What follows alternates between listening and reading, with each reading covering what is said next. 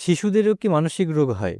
হলে কি ধরনের হয়? জি অবশ্যই শিশুরাও কিন্তু মানসিক রোগে ভুগতে পারে এবং তাদেরও মানসিক রোগ হয় এবং তাদের মানসিক রোগগুলোকে আমরা মোটা দাগে তিনটি ভাগে ভাগ করি। একটি হচ্ছে তাদের বিকাশজনিত মানসিক রোগ, যেমন অটিজম, বুদ্ধি হুম। প্রতিবন্ধিতা, এইগুলো হচ্ছে তাদের বিকাশজনিত মানসিক রোগ। এডিএইচডি, অতি চঞ্চল অমনোযোগিতা, এগুলো তাদের বিকাশজনিত মানসিক রোগ। শিশুদের কিছু আবেগজনিত মানসিক রোগ হতে পারে, যেমন প্যানিক অ্যাটাক, অহেতুক ভয়, হুম, অহেতুক হুম, হুম, আতঙ্ক, হুম। ভুলে ভয় ভয় পাওয়া। হ্যাঁ, তারপরে শিশুদের হতে পারে কনভার্সন ডিসঅর্ডার, অর্থাৎ তাদের এক ধরনের কনভার্সন হয়, তাদের ভেতরে একদিন হিস্টিরিয়া রোগ যেটিকে বলা হতো, শরীরে বিভিন্ন খিঁচুনি, অজ্ঞান হয়ে যাওয়ার মতো, সেটিও তাদের একটি আবেগজনিত মানসিক রোগ। এবং তাদের আচরণজনিত মানসিক রোগ হয়, যেটিকে আমরা বলি তাদের বিহেভিয়ারাল ডিসঅর্ডার, যেমন কন্ডাক্ট ডিসঅর্ডার। তারা মিথ্যা কথা বলে, রাগ করে, অপরকে আঘাত করে, মা বাবার কথা শুনে না অবাধ্য হয়, চুরি করে, হ্যাঁ, হুম, হুম, অন্যকে হুম। আঘাত করে। সুতরাং শিশুদেরও কিন্তু মানসিক রোগ হতে পারে এবং প্রত্যেকটি মানসিক রোগেরই কিন্তু উপযুক্ত বিজ্ঞান ভিত্তিক চিকিৎসা রয়েছে। তার মানে শিশুদের মানসিক রোগগুলোকে আমরা বলতে পারি মোটা দাগে ডেভেলপমেন্টাল বা বিকাশজনিত মানসিক রোগ, যেমন বুদ্ধি প্রতিবন্ধিতা, অটিজম, এডিএইচডি।